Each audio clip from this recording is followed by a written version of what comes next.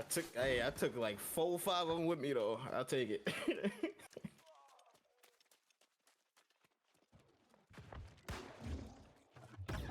Yeah, I'm gonna just clip that one though. That was crazy. Actually, you did combos with light attacks on a hammer? What the f? What? The most useless thing about hammer? Light attacks?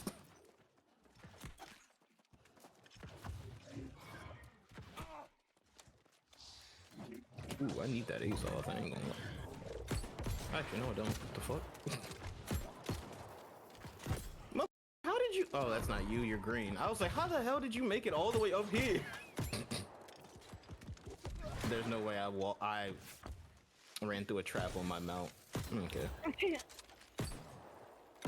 And I'm getting shot from 14 different directions. Yeah. Alrighty guys, I've got another build video for y'all. This is going to be the Lifetaker Blunderbuss build, also known as the water gun build. Nah, I'm just playing. Starting out with the gear, we've got 5-piece Shark and Heels, Frigid Dawn heavy helm, medium chest with hasted Shark and Heels and slash conditioning, hasted vigor, one of my staple perks I put on all my builds. It is a phenomenal perk, reduces the potency of incoming dots by 7%, along with giving you that 10% haste for 5 seconds. Then another piece of Frigid Dawn, so we're going with 2 pieces of Frigid Dawn. And then for our armor artifact, we're going with the Koya's knee guards. We're changing it up a bit, trying something new. These pants are heavily slept on, guys. Give it a shot. I'm telling you, when running 2 pieces of Frigid along with these pants, the mitigation is like crazy.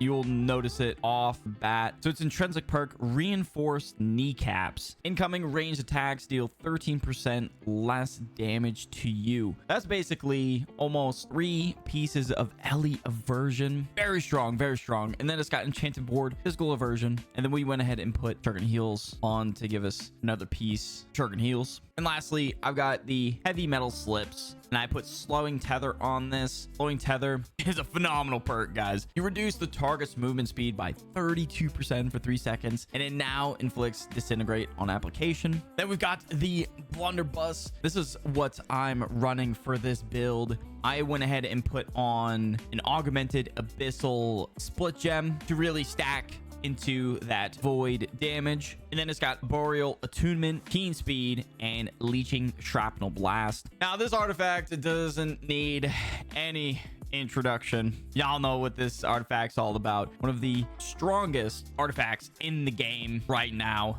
the Lifetaker. Your ranged attacks inflict disintegrate for 8 seconds on both weapons, 1 second cooldown. And if your dexterity attribute is higher, replace your base weapon scaling with dexterity. It's got keen, life stealing, refreshing move, and I went ahead and put putrefying scream to give us that anti-heal that we so desperately need with this meta that is formed in New World PvP. You gotta have some form of anti-heal, man.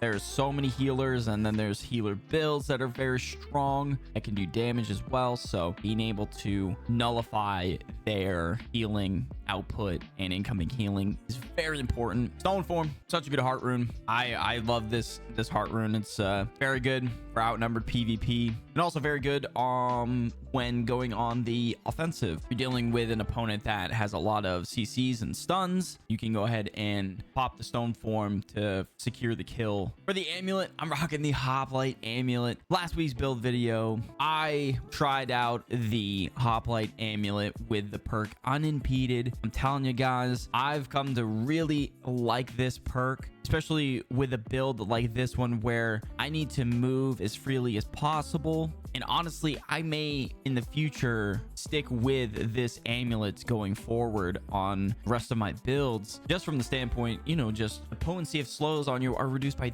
30% as long as you have not been exhausted. And a lot of times you don't become exhausted because you're not dealing with those slows as much, you know. Of course, I went ahead and put thrust protection on the amulet. You could go flame protection or slash protection. Both of those are a really good option as well. I've got a Gorgon's Ring with the leeching, void damage, and hardy. And then lastly, I've got an earring with healthy toast, healing heart, and regenerating. Healing heart, really nice and a great first heal. You heal for 10% of your max health when you use your heart rune.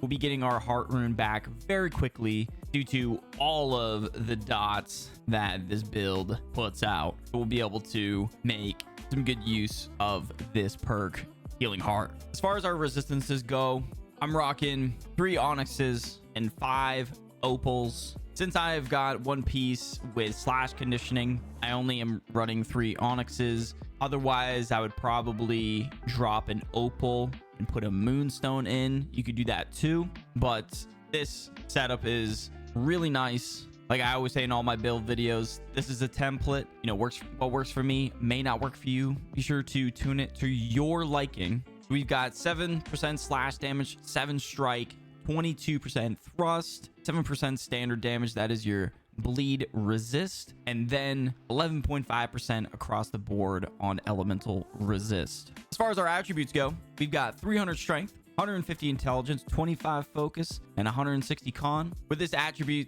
spread, we are able to get that 10% to elemental damage along with 10% base damage to light and heavy elemental attacks. That's a whole 20% bonus damage we are giving to our Blunderbuss. Moving on to the Blunderbuss skill tree, be sure to pause the video or take a screenshot. This is what I'm running at the moment. Now, in order to get the last chance passive, we have to choose artillery. It sucks you have to do that because honestly, you don't really be hitting people with your abilities from 10 meters or further away, but we really need this passive last chance. Whenever you take a hit and your health is below 50%, gain fortify, increasing armor by 30% for 4 seconds. It's a really nice passive, but you could drop these two and put them into, you know, running gun, future endeavors.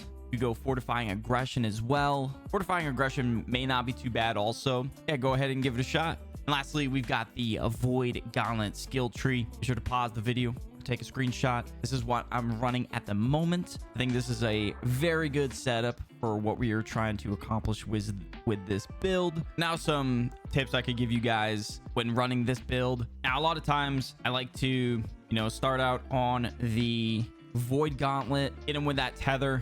You apply that 15% rend along with the disintegrate, and then as you are closing the gap or what may have you, hit him with the scream, auto detonate the orb, switch back, hit him with that net shot, splitting nades into the shrapnel blast. Now, one thing that you got to keep in mind is what really makes, you know, some of these combos with Blunderbuss very powerful is you want to shoot in between each ability.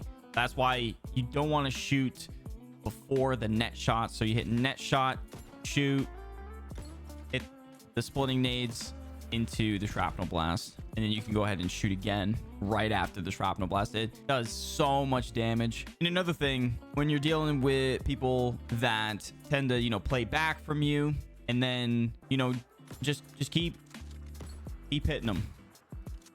Keep hitting them.